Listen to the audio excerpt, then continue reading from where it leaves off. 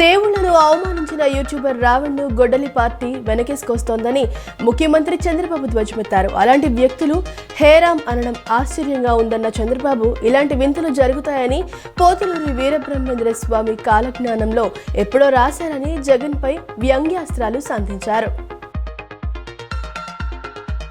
రాష్ట్రంలో రైతులకు నమ్మకం, భరోసా కల్పించాలనే లక్ష్యంతో కూటమి ప్రభుత్వం గత 2 ఏళ్లుగా ధాన్యం కొనుగోలు ప్రక్రియలో విప్లవాత్మక సంస్కరణలు అమలు చేస్తోందని మంత్రి నాదెండ్ల మనోహర్ స్పష్టం చేశారు.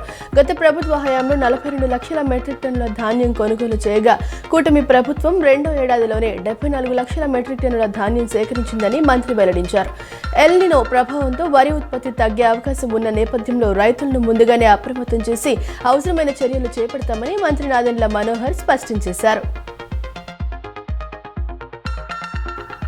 ఏపీఎస్ఆర్టీసీని ప్రైవేటీకరణ చేసే ప్రసక్తే లేదని, విద్యుత్ బస్సులతో ఆధునిక ప్రజా రవాణా వ్యవస్థను ఏర్పాటు చేయడమే ప్రభుత్వ ప్రధాన లక్ష్యమని రాష్ట్ర రవాణా శాఖ ప్రత్యేక ప్రధాన కార్యదర్శి ఎంటీ కృష్ణబాబు స్పష్టం చేశారు.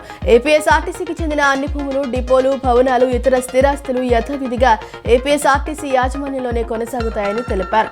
విద్యుత్ బస్సులను కూడా హైర్ ప్రాతిపదికన నడపడం జరుగుతుందని వివరించారు. రానున్న నవంబర్ నాటికి గన్నవరం ఇంటర్నేషనల్ ఎయిర్పోర్ట్ నూతన ఇంటిగ్రేటెడ్ టెర్మినల్ భవనాన్ని అందుబాటులోకి తీసుకురానున్నట్లు మచిలీపట్నం ఎంపీ బాలశౌరి ప్రకటించారు. విజయవాడ బైపాస్ నుంచి విమానాశ్రయానికి నేరుగా 6 లైన్ల జాతీయ రహదారిని నిర్మించే అంశంపై కేంద్ర మంత్రి నితిన్ గడ్కరీతో త్వరలోనే చర్చిస్తామని వెల్లడించారు. గన్నవరం నుంచి దుబాయ్ సర్వీస్ గనుక అందుబాటులోకి వస్తే విదేశీ ప్రయాణికులకు మరింత లబ్ధి చేకూరుతుందని విజయవాడ ఎంపీ ఆశాభావం వ్యక్తం చేశారు. రాష్ట్రంలో వైద్య విద్య ప్రమాణాలను పెంచేందుకు ప్రభుత్వ వైద్య కళాశాలలో ప్రొఫెసర్ల పదవీ విరమణ వయస్సు పెంపును పరిశీలిస్తున్నామని, 5 ప్రభుత్వ కాలేజీలు టాప్ 100 ర్యాంకుల్లో నిలిచేలా చర్యలు తీసుకోవాలని మంత్రి సత్యకుమార్ యాదవ్ అధికారులను ఆదేశించారు. నిబంధనలు పాటించని ప్రైవేట్ కళాశాలలపై కఠినంగా వ్యవహరించాలని, విద్యార్థులు హాజరు పటిష్టంగా పర్యవేక్షించేందుకు ఆన్లైన్ విధానాన్ని వెంటనే అమల్లోకి తీసుకురావాలని స్పష్టం చేశారు. అలాగే బడ్జెట్ నిధులు మరియు కేంద్ర సాయం వినియోగంలో నివారిస్తూ ప్రస్తుత ఆర్థిక సంవత్సరం 2వ త్రైమాసికం ముగిసే నాటికి వ్యయాన్ని కనీసం 50% పెంచాలని గడువు విధించారు. డుండి గణేష్ సేవా సమితి ఆధ్వర్యంలో రాష్ట్రానికి తలమానికంగా విజయవాడలో 72 అడుగుల మట్టి మహాగణపతి విగ్రహాన్ని ఏర్పాటు చేస్తున్నట్లు విజయవాడ ఎంపీ కేశినేని శివనాథ్ అన్నారు. గత ఏడాది కూడా 72 అడుగుల మట్టి గణపతి విగ్రహాన్ని ఏర్పాటు చేసి గణేష్ మహోత్సవాలను వైభవంగా జరుపుకోవడం జరిగిందని, విగ్రహం పెట్టిన చోటే నిమజ్జనం చేశారన్నారు. పర్యావరణాన్ని పరిరక్షించుకుంటూ ప్రతి ఒక్కరూ పర్యావరణ హిత వినాయక చవితి విగ్రహాలు ఏర్పాటు చేసి పండుగ జరుపుకోవాలని కోరారు. రాష్ట్రంలోని రైతులు నేచురల్ ఫార్మింగ్ విధానంలో పెద్ద ఎత్తున సాగుకు సిద్ధమయ్యేలా రాష్ట్ర, కేంద్ర ప్రభుత్వాలు కార్యాచరణ రూపొందించాయని, 2035 నాటికి మన రాష్ట్రంలో 60 లక్షలకు పైగా రైతుల ప్రకృతి వ్యవసాయంలో భాగస్వామ్యం లక్ష్యంగా పనిచేస్తున్నామని 20 సూత్రాల కార్యక్రమాల అమలు చైర్మన్ లంకా దినకర్ తెలిపారు.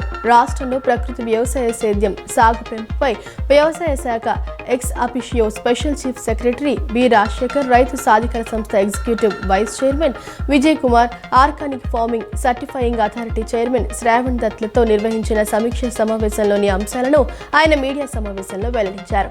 ఈ సందర్భంగా 20 సూత్రాల కార్యక్రమాల అమలు చైర్మన్ లంకా దినకర్ మాట్లాడుతూ ప్రకృతి సేద్యంపై రైతుల ఆసక్తిని పెంచి వారికి లాభార్జన కలిగించడంతో పాటు పర్యావరణ హితానికి మనవంతు సహకారం అందించడం, అలాగే భూమి తల్లిని రసాయన ఎరువుల నుండి కాపాడటమే లక్ష్యంగా 2016లో అడుగులు వేయడం జరిగిందన్నారు. ఇప్పటి వరకు 18 లక్షల మంది రైతులు 20 లక్షల ఎకరాల్లో 8168 గ్రామాల్లో నేచురల్ ఫార్మింగ్ చేస్తున్నారని హర్షం వ్యక్తం చేశారు.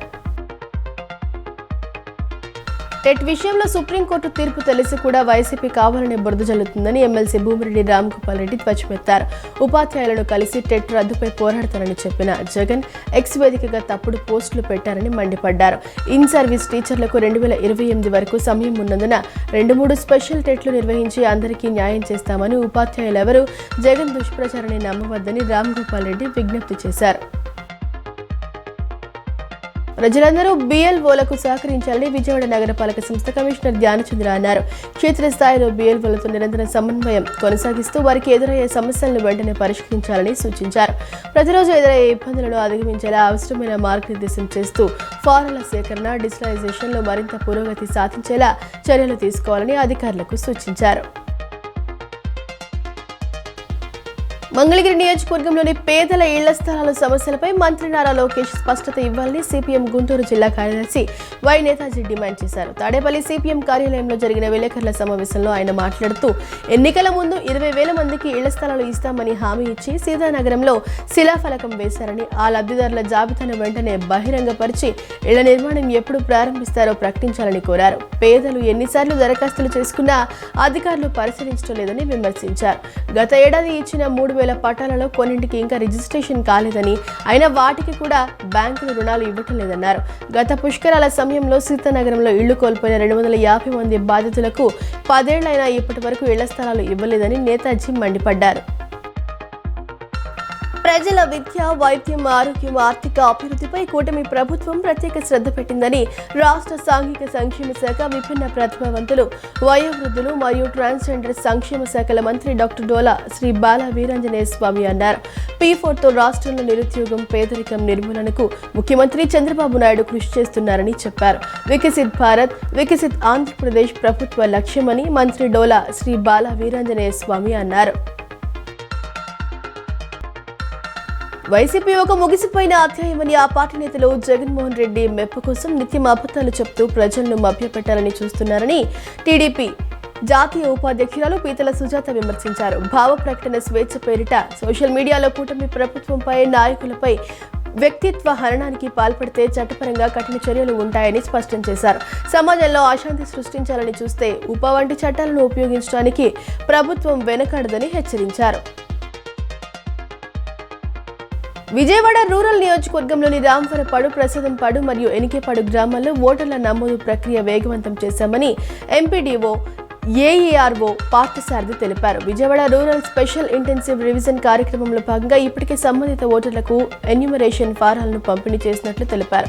ఈ ఫారాలను పూర్తి చేసిన వారు వెంటనే తమ పరిధిలోని బిఎల్ఓలకు అందజేయాలని సూచించారు. ఒకవేళ ఎవరికైనా ఇంకా ఈ ఫారాలు అందకపోతే అటువంటి వారు తమ సమీపంలోని సచివాలయానికి వెళ్లి బిఎల్ఓలను కలిసి ఫారాలను పొందవచ్చని సూచించారు.